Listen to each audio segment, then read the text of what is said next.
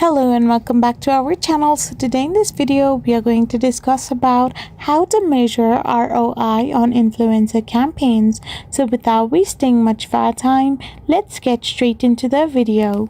So ROI basically means return on investment. So measuring ROI on your influencer campaign is all about proving whether the money you put into influencer partnerships actually brings back measurable business value or not. So for this, you need to first of all define your campaign goals. ROI will depend on what you are measuring: sales focused, awareness focused, engagement focused, or traffic focused. After you have decided this, you need to track campaign cost.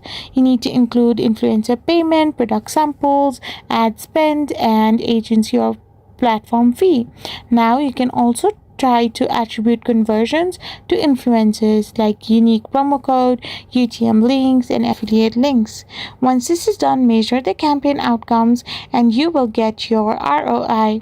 So I hope you found this video helpful. So don't forget to hit that subscribe button and do give us a thumbs up. Thank you for watching.